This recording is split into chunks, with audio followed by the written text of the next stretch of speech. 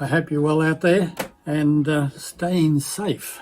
I am back. It's been a few weeks since I made a video for you, and that's my fault. A little bit of motivation to get down here into this cold studio and put it together, and a little bit of lacking in energy. But I'm here and we are going to make a platter in this video.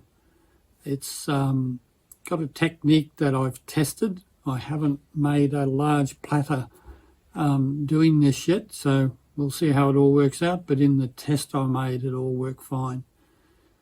Now, if you get to the end of the video, and I haven't bored you to death before you get there, please give me a thumbs up if you like the video. Share it around to your friends or anybody that you think it can help. You can subscribe if you haven't already subscribed. And down the bottom, there's that thanks button where you can make a small donation. And I must thank Barbara Fields, Dave Jenkins, who just recently made a donation. I really appreciate that. And thanks very much for your support.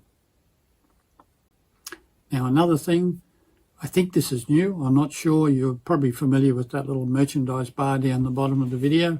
But I think this is new, that YouTube has given us the ability to put a little link on the video itself. You'll probably see an icon there of a little shopping cart or shopping bag, I think it is.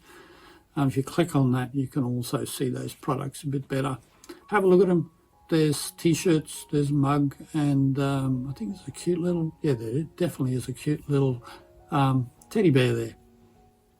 And don't forget also, if you got some questions or some comments you want to make, put them in the comment section below, and if I can, I'll answer any questions that you ask. So let's get on with making this platter. Very first thing, as usual, is the design, materials, and any special equipment you'll need. Okay, first thing is the design. The design is really straightforward. First I'll show you this. This is a test I made, and all I did with this is I got clear glass on the bottom, opaque white on top of that, and I sprinkled black opal over the top of that, and then used a brush just to make a some sort of a pattern on the top. Now, if I can get this up here, you can see that the black on that is, the black on that doesn't completely block out the white underneath. It is a little, how could I say, patchy in places. But I looked at that and I thought, actually I don't mind that, because I don't think you can see it on the camera, but where I've made the pattern on the top, it's darker, so it looks like it's got a bit of a border around it. So I'm going to try and replicate that if I can. So it's a pretty simple design, open to a lot of different patterns and things that you could do with it, also different coloured frit. And I've actually got an idea for something that I might try and make a project about. So anyway, that's the design. Materials, we've got plain, this is all 3mm bullseye 90 glass, so don't forget, any schedules you'll have to adjust if you're using something different. But here we've just got 3mm clear, 3mm opaque white on top. I forget the code, but it's not hard to find. I'll try and put it on the screen for you. I've got some black opal frit here, and pretty much that's all the materials. As far as equipment is concerned, I don't think you're going to need anything special other than maybe some way to refine these edges after it's fused, because I'm going to fuse the whole thing in one go. So I'm going to fuse these two together with the frit over the top of it and the pattern top of it, I should say, and the pattern on that, all in one go.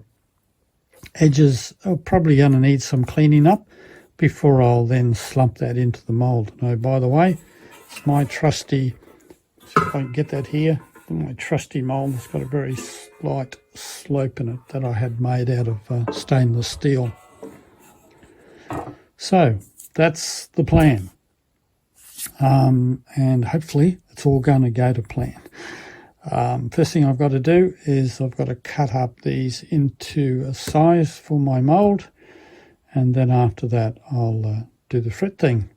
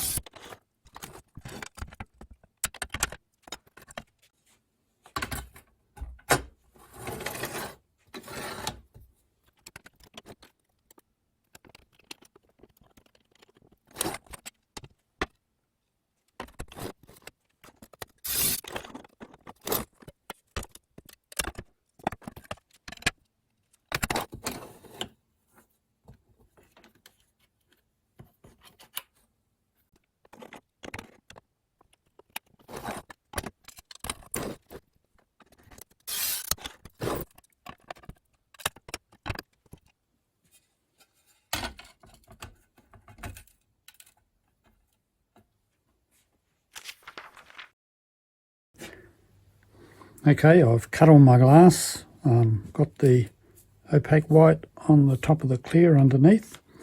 That is all supported by 2 pieces of glass underneath, so I can easily get my fingers in there and pick it up and put it on the kiln shelf when I'm ready. I'm going to use my sieve, my black opal, and I'm going to put a layer of frit all over that. Not too thick, because I do want to get that patchy look if I can.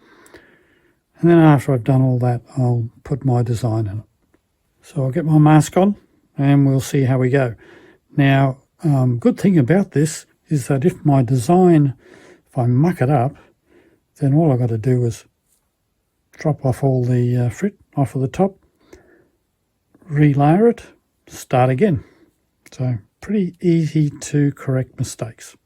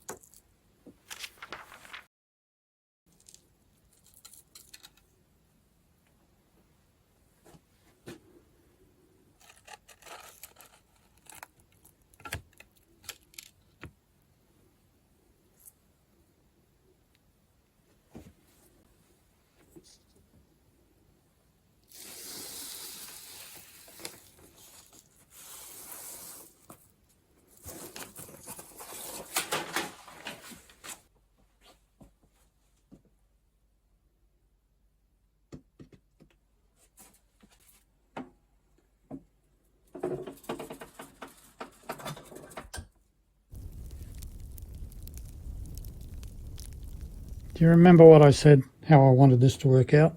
Well, guess what? It's worked out perfect. I love this, I really do. I think it's my new favourite technique. It's worked out exactly as I wanted. So I've got that nice patchy sort of look about the black background and the very dark borders around the actual lettering. It reminds me so much of seeing like graffiti on a brick wall, something like that. So I really love that. I really like that. And in fact, I'm not going to do anything with the edges. I don't think it suits this piece.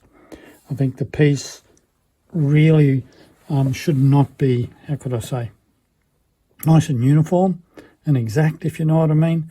It deserves to have that sort of, not roughness, but unevenness about the edge. So very, very happy with that. Even to a mistake of mine, which is on the back here, which you can just see here, there's a little bit of black frit along there. Don't quite know how it got there, but I think I'll probably move the white. I don't know. Actually, I don't really know how they got there, to tell you the truth. It's a bit of a mystery. But anyway, I'm not worried about it because it fits the piece. So, very happy with that. So now all I've got to do is get it on the mould and give it a slump. You know, you could pretty much just mount that as a decorative piece on a stand, but I am going to still slump it into the mould. So I'll just give it a nice clean and we'll get it into the mould and into the kiln.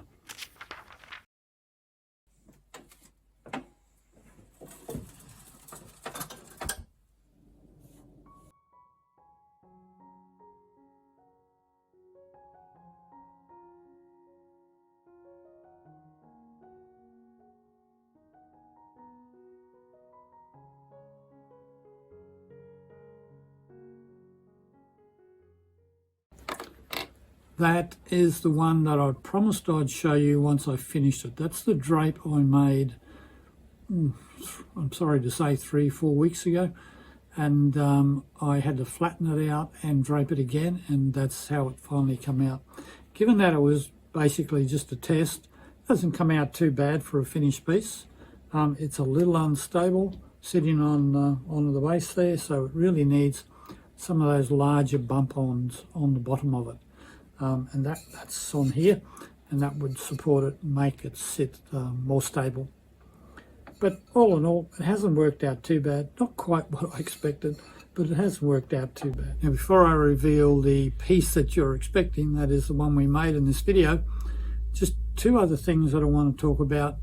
I did mention about merchandise earlier on in the video, and I am going to make a short video more about the merchandise and a couple of shops that I use for that. So that's something I'm hoping to get this week.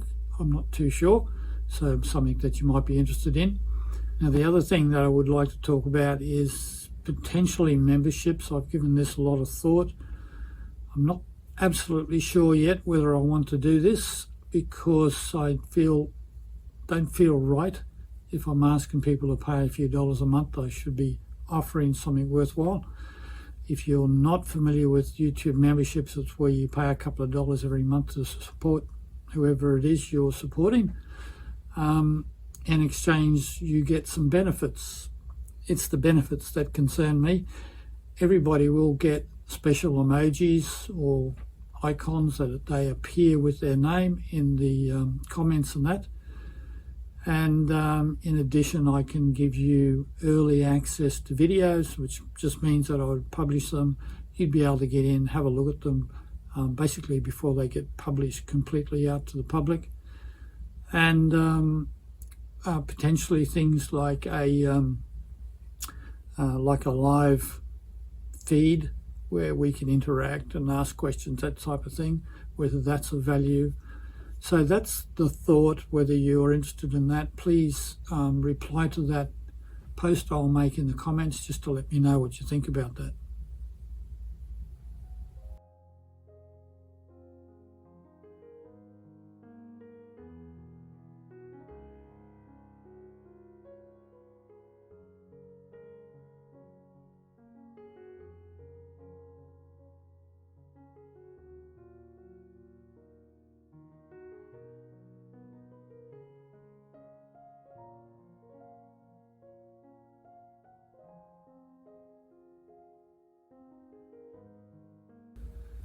Now that's the one you were expecting. That's how it worked out. It's worked out really well. I'm very happy with it, and I see a lot of potential there. As I usually say, with these you can use all sorts of colours for your backing.